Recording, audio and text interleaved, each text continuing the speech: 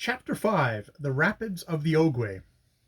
The log of an Aduma canoe during a voyage undertaken to the rapids of the river Ogwe, with some account of the diverse disasters that befell thereon.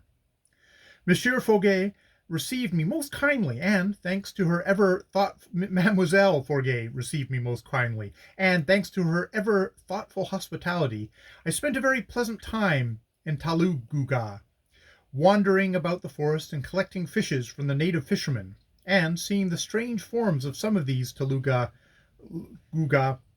region fishes, and the marked difference between them and those of Lembrain, I set my heart on going up into the region of the Ogwe Rapids. For some time no one whom I would get hold of regarded it as a feasible scheme, but at last Monsieur Gacon thought it might be managed. I said I would give a reward of 100 francs to anyone who would lend me a canoe and a crew, and I would pay the working expenses, food, wages, etc.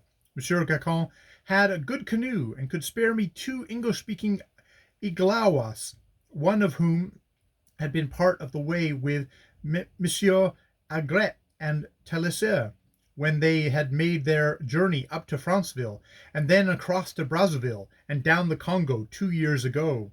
He also thought we could get 6 fans to complete the crew. I was delighted, packed my small portmanteau with a few things, got some trade goods, wound up my watch, ascertained the date of the day of the month, and borrowed 3 hairpins from Mademoiselle Fouguet.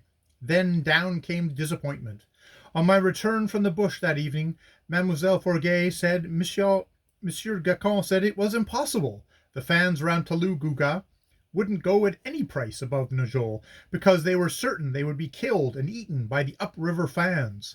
Internally consigning the entire tribe to regions where they will get a rise in temperature, even on this climate, I went with Mademoiselle Fouguet and Monsieur Gacon, and we talked it over.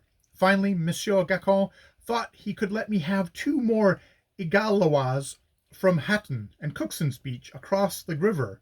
Sending across there, we found this could be done, so I felt now that I was in for it, and screwed my courage to the sticking point. No easy matter after all the information I had got in my mind regarding the rapids of the river Ogwe. I established myself on my portmanteau comfortably in the canoe. My back is against the trade box, and behind that is the usual mound of pillows, sleeping mats, and mosquito bars of the Agalwa crew, the whole surmounted by the French flag flying from an indifferent stick. Monsieur and Mademoiselle Fouguet provide me with everything I can possibly require, and say that the blood of half my crew is half alcohol. On the whole, it is patent they don't expect to see me again, and I forgive them, because they don't seem cheerful over it. But still, it is not reassuring. Nothing is about this affair, and it's going to rain. It does, as we go up the river to Najol, where there is another risk of the affair collapsing, by the French authorities declining to allow me to proceed.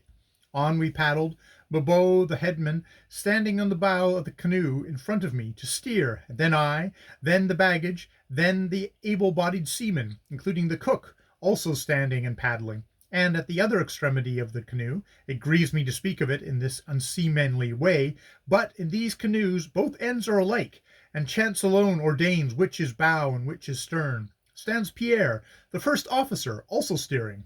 The paddles used are all of those the long-handled, leaf-shaped Igalwa types.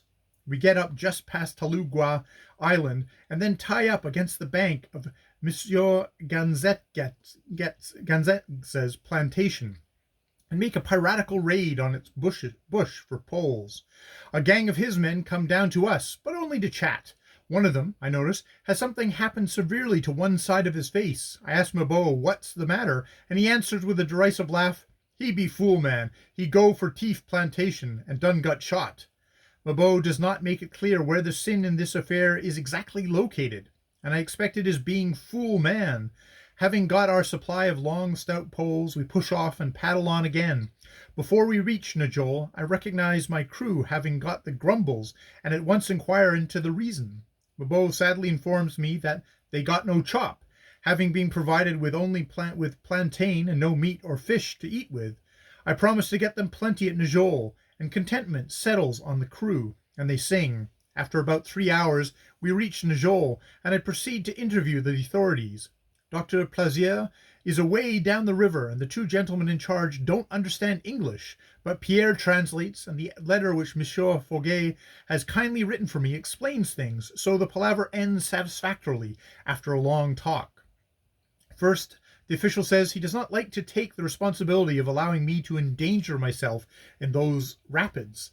I explain I will not hold anyone responsible but myself, and I urge that a lady has been up here before, Monsieur Quigny. Mademoiselle Quigny. He says, yes, that is true, but Madame had with her a husband and many men, whereas I am alone, and have only 8 Igalois, and not Adumas, the proper crew for the rapids, and they are away up river now with the convoy. True, O king, I answer, but Madame Quigny went right up to the Trvls, whereas I only want to go sufficiently high up the rapids to get typical fish. These Igalois are great men at canoe work, and can go in a canoe anywhere that any mortal man can go. This to cheer up my Igawa interpreter, and for the husband, neither the Royal Geographic Society's lists in their hints to travellers, nor Monsieur Silver in their elaborate list of articles necessary for a traveller in tropical climates make mention of husbands. However, the official ultimately says, yes, I may go, and parts with me as one bent on self-destruction. This affair being settled, I start off like an old hen with a brood of chickens to provide for, to get chop for my men, and to go first to Hatton and Cookson's factory. I find its white agent is down river after stores, and John Holt's agent says he has got no beef nor fish, and is precious short of provisions for himself. So I go back to Dumas, where I find a most amiable French gentleman who says he will let me have as much fish or beef as I want, and to this supply he adds some delightful bread biscuits. Mabeau and the crew beam with satisfaction. Mine is clouded by finding, when they have carried off the booty to the canoe, that the Frenchman will not let me pay for it. Therefore, taking the opportunity of his back being turned for a few minutes, I buy and pay for, across the store counter, some trade things, knives, cloth, etc. Then I say good-bye to the agent. Adieu, mademoiselle, he says, in a forever tone of voice. Indeed, I am sure I have caught from these kind of people a very pretty and becoming mournful manner, and there's not another white station for 500 miles where I can show it off.